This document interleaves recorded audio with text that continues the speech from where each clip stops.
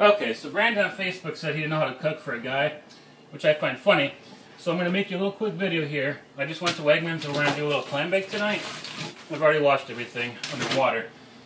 Here's a really fast clam bake. It's going to take you like 15 minutes to put everything together.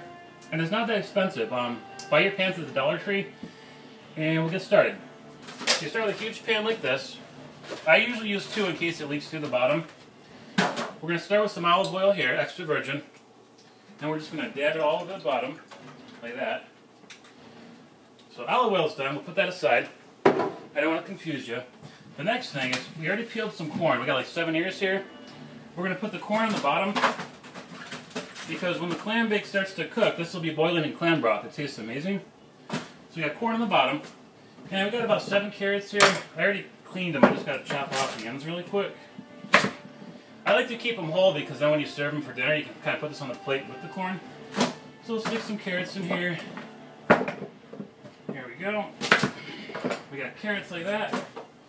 You know what, this is going to be a pretty deep one, so I'm going to angle it towards the center. Once you get that going, we're going to put the slower cooking stuff up on top because of the steam. The hard stuff you want in the water at the bottom. This is going to actually take longer to cook. We're going to save the mini salt potatoes for the very top, along with the shrimp and the shell, because these are going to cook the fastest. So now, let's get going. We got celery. This is the second biggest cooker, or slowest cooker. I'm going to put this down next, and I think I'm going to chop it in half like that. Always keep the head parts on, because this gives it all the flavor. And just throw it in there like that. I'll shift it around a little bit once I'm done. So here's the start to a clam bake. You got the hard ingredients towards the bottom, and we'll throw on a little bit of salt. It's going to be pretty salty as it is. And a little bit of red pepper. Crushed red pepper. Just the regular kind. Nothing fancy. Just a couple sprinkles of that. And the next thing we got to do is open up these clams. Now they're already washed from Wegmans. This is 50 clams here. Now I'm just going to pour it across the top like this. Rip this sucker open. Just like so. Now what happens is when you cook clams like this, the broth goes down to the hard vegetables, and it actually makes them taste really good. So I love eating vegetables cooked in clam broth. That part's done. Now on top of clams, these are only $6 a bag. They're mussels, they're amazing, and they've been cleaned. We're going to throw in some mussels. If I can open the fucker. Just like so. Actually, I want to save a little celery for the top though, so I want the juices to drip down on top of everything. And I think we're going to do one more bag of mussels. Watch this, we're going to be done in like 15 minutes.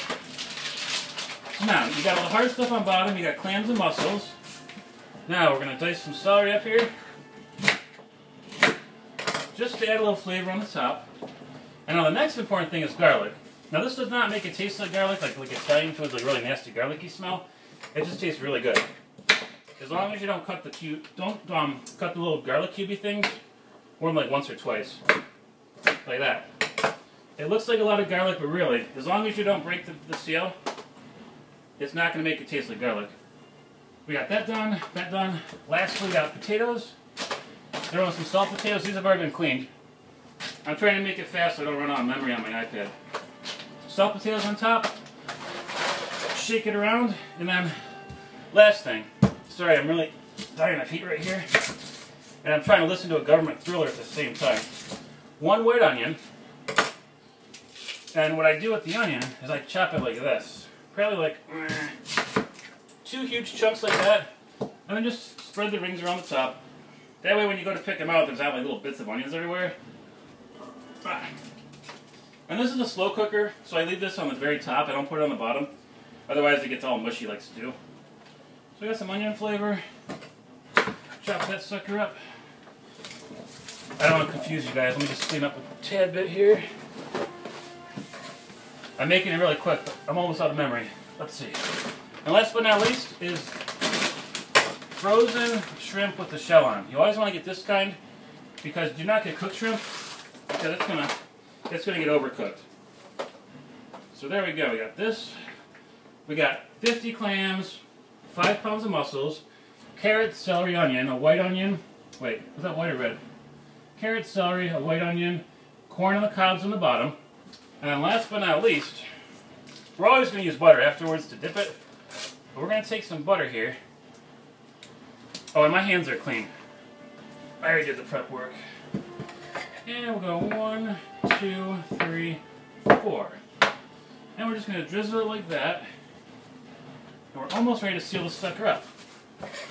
And also, by the way, the stove's going to 400 right now. I've been preheating that for like 20 minutes. And really, you don't really need to add any water. There's so much water and all this stuff together, it's going to turn out to be like that much broth at the bottom. So don't add water. I do want to put a little more oil on top, though. Olive oil gives it the best flavor possible. You can never really overdo it with a clam bake, kind of like that. And then a little more pepper. Now I know clams are salty, but I do like salt. You don't want to use a lot of salt though, because salt, when you cook vegetables, makes it rubbery, so don't use a lot of salt. Okay, we're almost out of memory and time here. Once that's done, as always, we gotta get rid of the foil.